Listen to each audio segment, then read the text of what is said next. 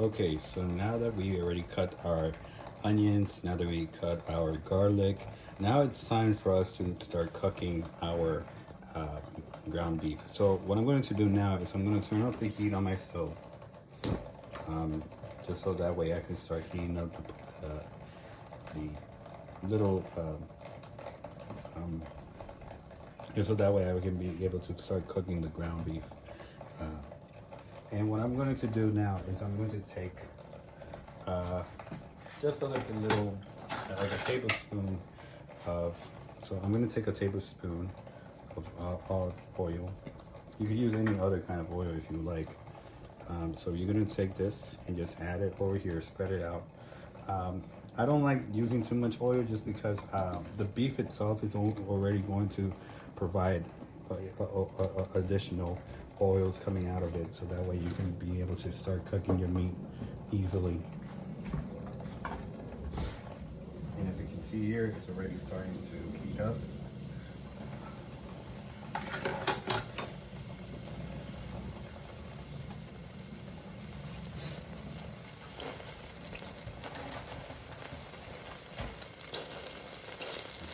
Here, it's already cooking. So now what I'm going to do is I'm going to throw in the onions in here. I mean, like garlic, sorry, in here. And then my onions, my red onions that's already cooked. And the reason why I'm doing this right now is just because it's going to add a little bit more flavor to your beef while you're cooking it. So I let it simmer for maybe like about maybe a minute or so. Just in order for the onions and the garlic to start cooking themselves up pretty good.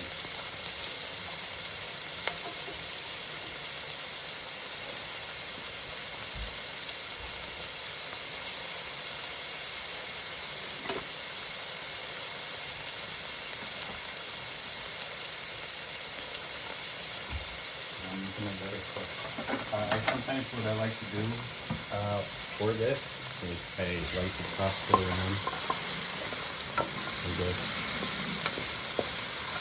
This is to spread and distribute all the heat across all the beef that's been cooked. I sometimes even like to put a little bit of any other spices, so like Cajun seasoning. I like to add it a little bit.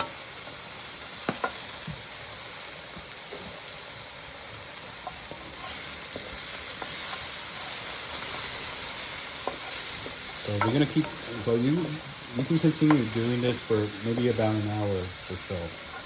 And once all of this has turned golden brown, or a little bit,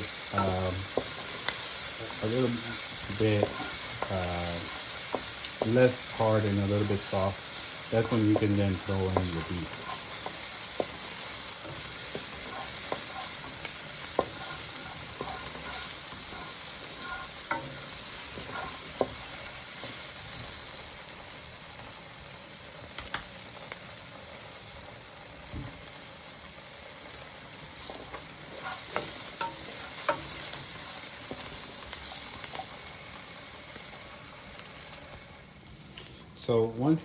So it seems that now the garlic and the onion, the red onion, has already started to caramelize a little bit. So I think this would be a perfect time for me to now throw in half a pound of beef. So what I'm going to do now is I'm going to grab this beef that I've already had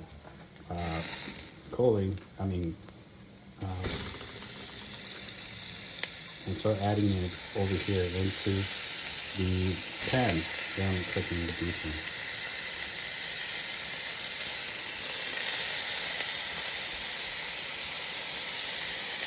As you can see here, I'm already adding all the beef. You can be generous with the beef. I like to take maybe a pound of ground beef and add it into it because I'm going to be serving a lot of people. So you might as well just have half of that ready for your guests, so you can start cooking them.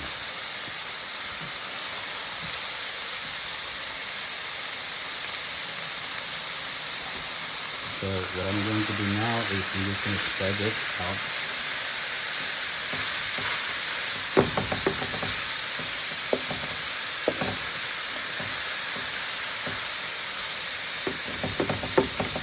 And what I also like to do is, just in order to keep it hydrated, what I like to do is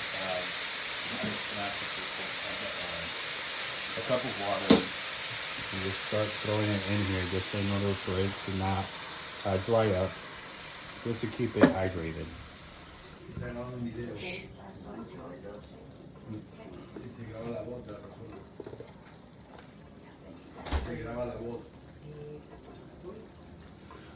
Okay, now what I'm going to do is I'm going to add this little sauce that my mom made, which is onion mixed with cilantro and other specimens, just so that way you can add a little bit more flavor to it.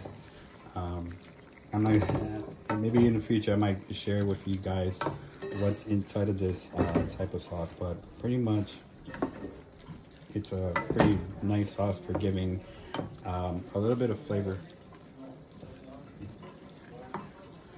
Then what I'm going to do is I'm going to add a handful of salt, just to give it a little bit more flavor.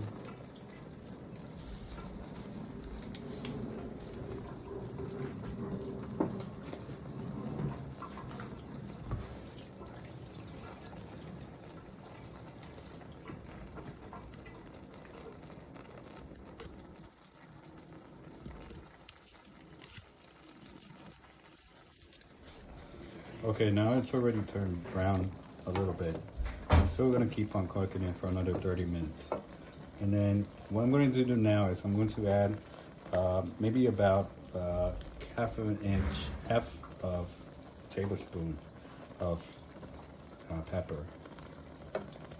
And then I'm going to also include a half a tablespoon of Cajun seasoning, as you can see here. Just to give it a little bit more flavor to it, a little bit more flavor profile.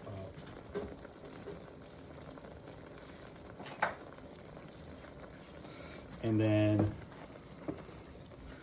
once that, while it's still cooking, what I'm also going to do now is afterwards going to turn a little bit down the heat, just so that way it can simmer for a couple minutes. All right, so we already finished cooking the ground beef with all the mixed veggies. I also already finished up cooking up the mashed potatoes with milk and butter, 1 tablespoon of butter. So what we're gonna do now is just finish the last piece, which is combining both of those, the ground beef with the veggies and the basically the mashed potatoes all together. So what we're gonna do now is I have a aluminum foil box that you can add your beef in, so that way they can be, so once you already have those ready, then what we're going to do afterwards is add them to the oven. So what we're going to do now is we're going to be adding the beef, and the first thing we're going to do now is add the beef. So just safely, what you're going to do now is take your ground beef that you just cooked and include it and just add it to your mix. So what I'm gonna do now is just add all of this. You can just, I mean, you can use like a big spoon to add all of this, but what I like doing is adding this all right at once. The reason I'm doing that is just so that way I don't have to deal with adding all of this in a really slow period of time. So, and then what I like to do then afterwards, and sorry if my camera is a little foggy, so I like spraying this out. The reason why I'm doing that is just so the beef with all the vegetables that people are going to be eating have equal distribution across the board. So I'm gonna keep on adding a little bit more that was left over from the pan that I was working with, just so that way people can see what I'm working with. And I apologize if this is my first video. This is my first video on YouTube where I'm cooking and showing you guys how I cook.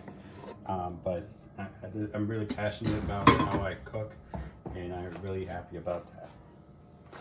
So now that we have the beef and set up, the last thing that we need to now do is set up the mise en place, which is the mashed potatoes. So what you're gonna do now is you're going to grab your spoon with the beef and start ladling it over here across all the sections of the beef. Now, I'm not spreading it right now. The only reason I'm not doing that is because once all of this has been set up, I then will be able to start adding everything and start spreading things out normally until things are consistent across the board. Now, I like doing my mashed potatoes and spreading them like this, just because it gives them even distribution across the board.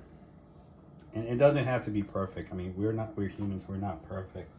But what I like doing is just adding all of this across the board, just so people can be able to see and have the same depth of flavor across the mashed potatoes.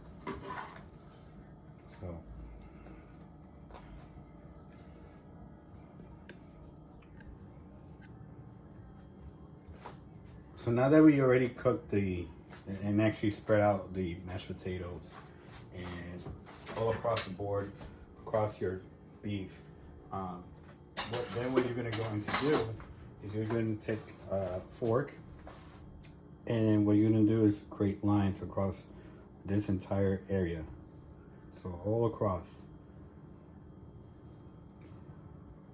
Now the reason why I'm doing this is just so that way, once I'm done completing this, I could then be able to add my cheese that I'm going to add along with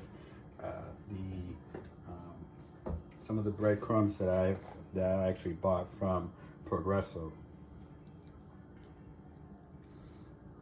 So as you can see here, I already added the this, and so now that that's done, what I'm going to do now is spread the cheese.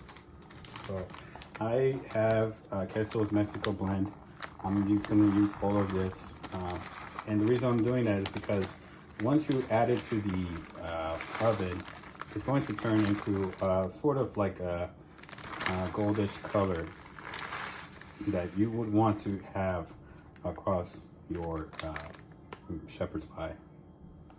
And so as you can see here, I'm spreading it out evenly. And whatever is remaining out of this, so that way it doesn't go to waste.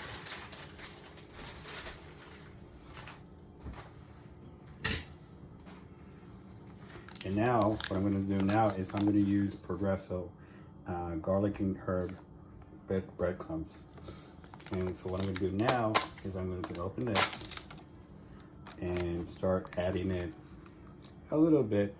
You don't have to overdo it as much.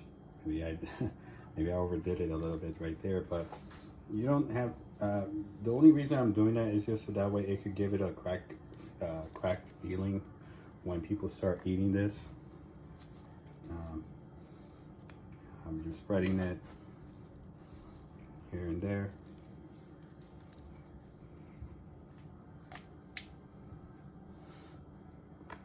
I'm just spreading it just so that way people don't just eat one slice containing all of the breadcrumbs. You can actually have it all across the board, even distribution. I'm just spreading it across so it could, just so that way it will keep everything all in one place.